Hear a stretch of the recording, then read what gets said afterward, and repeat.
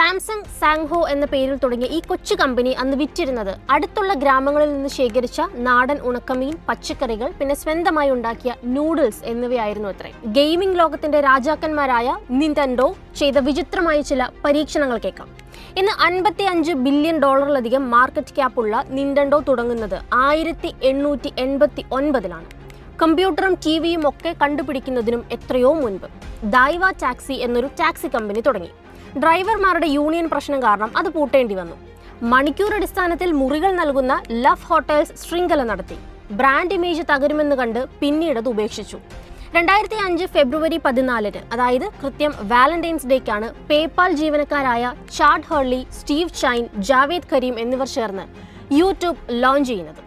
ഇന്ന് യൂട്യൂബിന്റെ ഒരു വർഷത്തെ അഡ്വർടൈസിംഗ് റവന്യൂ മാത്രം $31 ബില്യൺ യൂട്യൂബ് ഉപഭോക്താക്കളുടെ ബിഹേവിയറിനനുസരിച്ച് വഴിമാറിയതുപോലെ ഒരു മനുഷ്യന്റെ അസുഖത്തെ ബിസിനസ് മോഡലാക്കി മാറ്റിയ കഥയാണ് ഐക്കിയയുടേത്.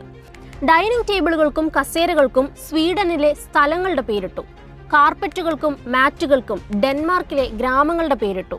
ബെഡുകൾക്കും വാർഡ്രോബുകൾക്കും നോർവേയിലെ നഗരങ്ങളുടെ പേരിട്ടു. ഒരു വ്യക്തിക്ക് അക്കങ്ങൾ ഓർക്കാൻ വയ്യാത്തതുകൊണ്ട് ഉണ്ടാക്കിയ ആ വിചിത്രമായ സൂത്രം ഇന്ന് ലോകം മുഴുവൻ അറിയപ്പെടുന്ന ഐക്കിയയുടെ ഐക്കോണിക് ബ്രാൻഡ് ഐഡന്റിറ്റിയായി തന്നെ മാറി. ലക്ഷങ്ങൾ വിലയുള്ള ഫോണുകളും സെമി കണ്ടക്ടറുകളും വിറ്റ് ഒരു വർഷം $200 ബില്യൺ മുകളിൽ റവന്യൂ ഉണ്ടാക്കുന്ന സാംസങ് പണ്ട് ഉണക്കമീനും നൂഡിൽസും വിറ്റ് നടന്ന ഒരു കുട്ടി കമ്പനിയായിരുന്നു എന്ന് പറഞ്ഞാൽ നിങ്ങൾ വിശ്വസിക്കുമോ? അതുമല്ലെങ്കിൽ ഇന്ന് പ്രതിമാസം 2.7 ബില്യൺ ആക്റ്റീവ് യൂസേഴ്സ് ഉള്ള യൂട്യൂബ് ലോഞ്ച് ചെയ്ത സമയത്ത് ആളുകൾക്ക് കാണാൻ ഒരൊറ്റ വീഡിയോ പോലും കിട്ടാതെ പൂട്ടാൻ കിടന്നിരുന്ന ഒരു ഡേറ്റിംഗ് വെബ്സൈറ്റ് ആയിരുന്നു എന്ന് പറഞ്ഞാലോ? ഞെട്ടണ്ട, സംഗതി 100% ഫാക്റ്റാണ്. നമ്മളിന്ന് ഗ്ലോബൽ സാമ്രാജ്യങ്ങളായി കാണുന്ന പല ബ്രാൻഡുകളും അവരുടെ തുടക്കകാലത്ത് ചെയ്ത വിചിത്രമായ പരീക്ഷണങ്ങളും നേരിട്ട വമ്പൻ പരാജയങ്ങളും കേട്ടാൽ ശരിക്കും ഞെട്ടിപ്പോകും. വെറുതെ ഉണ്ടാക്കി പറയുന്നൊന്നുമല്ല കേട്ടോ. ഇവരെങ്ങനെയാണ് ഒരു സാധാരണ ബിസിനസ്സിൽ നിന്ന് കോടികളുടെ ഗ്ലോബൽ ബ്രാൻഡുകളായി മാറിയത് എന്നതിന്റെ കുറച്ച് ഇൻട്രസ്റ്റിംഗ് ഫാക്ട്സ് ആണ് നമ്മളിന്ന് നോക്കുന്നത്. So welcome to the profit news.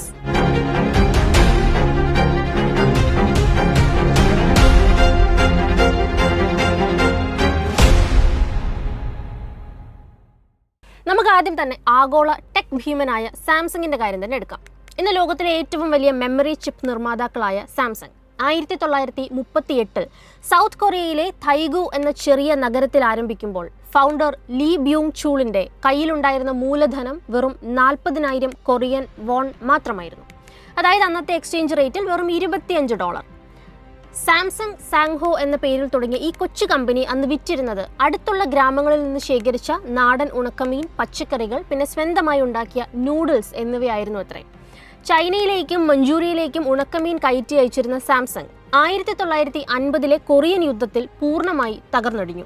പക്ഷെ അവിടെ കമ്പനി പൂട്ടിപ്പോകുന്നതിന് പകരം ബിസിനസ് ലോകത്തെ ഏറ്റവും വലിയൊരു പിവോട്ട് നടന്നു. കൊറിയൻ യുദ്ധത്തിന് ശേഷം രാജ്യം പുനർനിർമ്മിക്കപ്പെട്ടപ്പോൾ സാംസങ് തുണി മില്ലുകളിലേക്കും ഇൻഷുറൻസുകളിലേക്കും ഒടുവിൽ 1969 ബ്ലാക്ക് ആൻഡ് വൈറ്റ് TV ഉണ്ടാക്കിക്കൊണ്ട് ഇലക്ട്രോണിക്സിലേക്കും തിരിഞ്ഞു. ഇന്ന് ആഗോള സ്മാർട്ട് ഫോൺ മാർക്കറ്റിന്റെ 19% ഷെയറും ഫ്ലാഷ് മെമ്മറി ചിപ്പ് വിപണിയുടെ 30%-ലധികവും കൈവശം വെച്ചിരിക്കുന്നത് അന്ന് മീൻ വിറ്റ് നടന്ന അതേ സാംസങ് ആണ്. സാംസങ് മീൻ വിറ്റ് തുടങ്ങി ഇലക്ട്രോണിക്സ് പിടിച്ചതുപോലെ ഗെയിമിംഗ് ലോകത്തിന്റെ രാജാക്കന്മാരായ നിന്റൻഡോ ചെയ്ത വിചിത്രമായ ചില പരീക്ഷണങ്ങൾ കേൾക്കാം.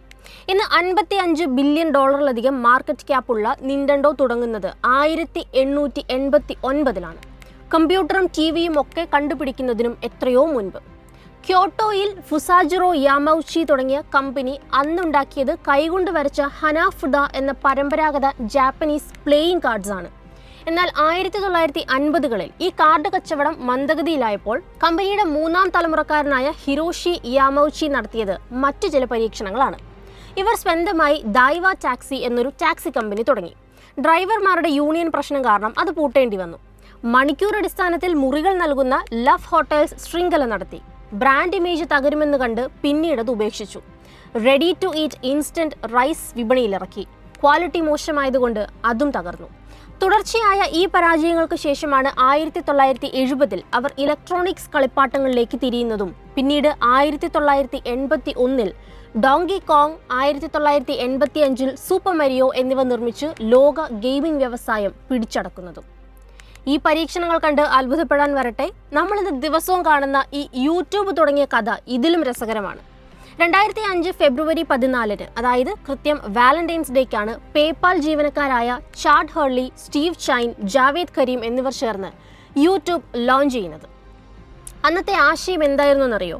ആളുകൾക്ക് വീഡിയോ എടുത്ത് അപ്ലോഡ് ചെയ്ത് ആളെ കണ്ടുപിടിച്ച് ഡേറ്റ് ചെയ്യാനുള്ള ഒരു video dating website. Tune in hookup എന്നതായിരുന്നു ഇവരുടെ ഒഫീഷ്യൽ ടാഗ് ലൈൻ. പെൺകുട്ടികളെ കൊണ്ട് ഡേറ്റിംഗ് വീഡിയോകൾ അപ്ലോഡ് ചെയ്യിക്കാൻ ഇവർ ക്രേക്സ് ലിസ്റ്റിൽ ഒരു വീഡിയോയ്ക്ക് $20 വീതം പ്രതിഫലം പ്രഖ്യാപിച്ചു. എന്നിട്ടും ഒരൊറ്റ വീഡിയോ പോലും വന്നില്ല. ആകെ നിരാശരായ ഫൗണ്ടർമാർ ഒടുവിൽ പറഞ്ഞു, ശരി, ഡേറ്റിംഗ് വീഡിയോ തന്നെ വേണമെന്നില്ല, കയ്യിൽ കിട്ടുന്ന എന്ത് വേണമെങ്കിലും അപ്ലോഡ് ചെയ്തോ എന്ന്.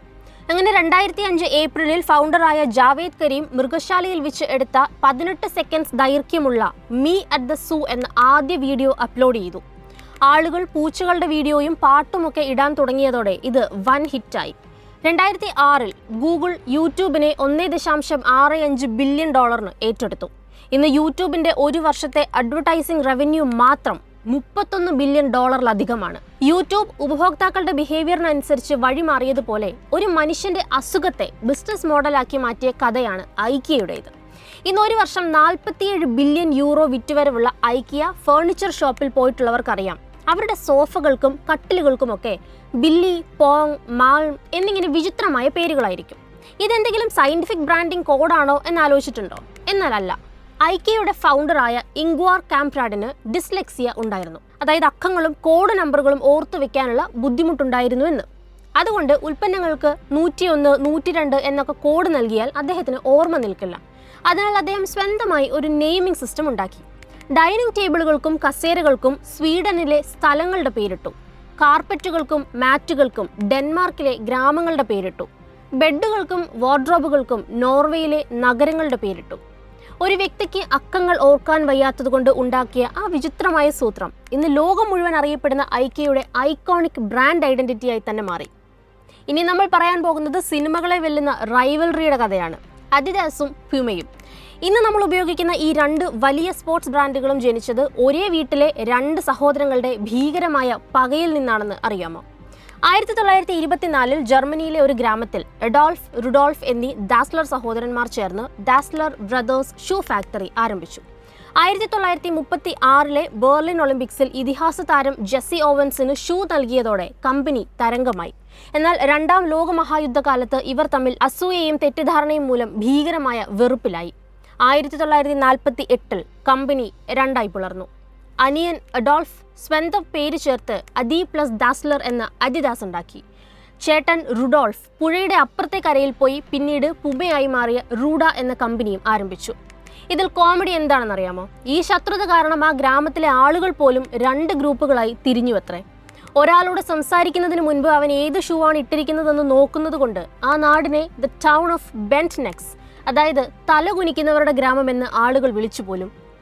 ഒരേ വീട്ടിലെ വഴക്കിൽ നിന്ന് ജനിച്ച ഈ കമ്പനികൾക്ക് ഇന്ന് യഥാക്രമം €22 ബില്യൺ 8.6 ബില്യൺ വാർഷിക വിറ്റുവരവുണ്ട് എന്നത് മറ്റൊരു ബിസിനസ് വിജയകഥ. ഇനി സഹോദരന്മാരുടെ വഴക്കിൽ നിന്ന് അഡിഡാസ് ഉണ്ടായപ്പോൾ കസ്റ്റമറുടെ സൈക്കോളജി കൃത്യമായി പഠിച്ചാണ് സ്റ്റാർബക്സ് വളർന്നത്. ലോകമെമ്പാടും 38,000-ലധികം സ്റ്റോറുകളുള്ള സ്റ്റാർബക്സ് കോഫി ഷോപ്പിൽ നിങ്ങൾ കയറിയാൽ ഒരു കാര്യം കാണാം. അവിടെയുള്ള ടേബിളുകളിൽ ഭൂരിഭാഗവും വൃത്താകൃതിയിലുള്ളതാണ്, അതായത് ഈ റൗണ്ട് ടേബിൾസ് ആണ്. ഇത് വെറുതെ ഒരു ഇന്റീരിയർ ഡിസൈൻ ഒന്നും അല്ല, അതിന് പിന്നിൽ വ്യക്തമായ ഒരു കസ്റ്റമർ സൈക്കോളജി ഉണ്ടെന്നാണ് കമ്പനി പറയുന്നത്. അതായത് സ്റ്റാർബക്സിന്റെ ഡേറ്റ പ്രകാരം അവരുടെ കസ്റ്റമേഴ്സിൽ വലിയൊരു ശതമാനം ആളുകളും ഒറ്റയ്ക്ക് വരുന്നവരാണ്. ഒരു ചതുരത്തിലുള്ള ടേബിളിൽ ഇരിക്കുമ്പോൾ എതിർവശത്ത് ഒഴിഞ്ഞുകിടക്കുന്ന കസേര ആ വ്യക്തിക്ക് തനിച്ചായിപ്പോയി എന്ന അപകർഷതാബോധം ഉണ്ടാക്കുമത്രേ. റൗണ്ട് ടേബിളിലാകുമ്പോൾ അത്തരം ഒഴിഞ്ഞ വശങ്ങളോ അരികുകളോ ഒന്നും ഇല്ലല്ലോ. ഇത് തനിയെ വരുന്ന ആൾക്കൊരു ഹോംലി അന്തരീക്ഷവും ഒറ്റപ്പെടൽ തോന്നാതെ കൂടുതൽ നേരം അവിടെ സമയം ചെലവഴിക്കാനുള്ള സമാധാനവും നൽകുന്നു എന്നാണ് അവരുടെ കണ്ടുപിടുത്തം. ഇനി കസ്റ്റമറെ വെയിറ്റ് ചെയ്യിച്ച് വാല്യൂ കൂട്ടുന്ന ആഡംബരത്തിന്റെ അവസാന വാക്കാണ് ഫെരാരി. സാധാരണ ഏതൊരു ബിസിനസ്സുകാരനോടും ചോദിച്ചാൽ അവർ പറയും, വിപണിയിൽ ഡിമാൻഡ് ഉള്ളപ്പോൾ കൂടുതൽ സാധനങ്ങൾ ഉൽപ്പാദിപ്പിച്ച് വിറ്റ് ക്യാഷ് ഉണ്ടാക്കണമെന്ന്. എന്നാൽ ലക്ഷറി കാർ നിർമ്മാതാക്കളായ ഫെരാരി പിന്തുടർന്നത് ആർട്ടിഫിഷ്യൽ സ്കെയർസിറ്റി എന്ന സ്ട്രാറ്റജിയാണ്. ഫെരാരിയുടെ ഫൗണ്ടർ എൻസോ ഫെരാരി പ്രഖ്യാപിച്ച തത്വം ഇങ്ങനെയാണ്: Ferrari will always deliver one car less than the market demands. വിപണി ആവശ്യപ്പെടുന്നതിനേക്കാൾ കൃത്യമായി ഒരു കാർ കുറച്ചേ ഫെരാരി ഉണ്ടാക്കൂ എന്ന്. ഉദാഹരണത്തിന്, മാർക്കറ്റിൽ 1000 പേർ ഫെരാരി വാങ്ങാൻ പണവുമായി നിൽക്കുമ്പോൾ ഇവർ 999 കാറുകൾ മാത്രമേ ഉൽപ്പാദിപ്പിക്കൂ. വണ്ടി കിട്ടാത്ത ആളുകൾ വെയിറ്റിംഗ് ലിസ്റ്റിൽ നിൽക്കണം. അതുകൊണ്ടെന്താ, സെക്കൻഡ് ഹാൻഡ് മാർക്കറ്റിൽ പോലും ഫെരാരിയുടെ വില വളരെ കൂടുതലാണ്. ഇനി ഇതും പോരാഞ്ഞ് ക്യാഷ് മാത്രം ഉണ്ടായാൽ പോരാ. ഫെരാരിയുടെ ലാ ഫെരാരി പോലെയുള്ള പ്രീമിയം ലിമിറ്റഡ് എഡിഷൻ മോഡലുകൾ വാങ്ങണമെങ്കിൽ മുൻപ് 5 ഫെരാരി കാറുകളെങ്കിലും കയ്യിലുള്ള തെളിയിക്കപ്പെട്ട കസ്റ്റമർ ആയിരിക്കണം എന്ന നിയമവുമുണ്ട്. അപ്പോൾ ബിസിനസ് എന്നാൽ ജയവും പരാജയവും മാത്രമല്ല, വേറെയും പലതും ചേരുന്നതാണെന്ന് മനസ്സിലായില്ലേ? അപ്പോൾ പറഞ്ഞോളൂ, ഇന്നത്തെ എപ്പിസോഡിൽ നിങ്ങൾക്ക് ഏറ്റവും പുതിയ അറിവും കൗതുകവും നൽകിയ ആ ബിസിനസ് കേസ് സ്റ്റഡി ഏതാണ്? അപ്പം കോണ്ടന്റ് ഇഷ്ടമായാൽ please to like, share and subscribe to the channel.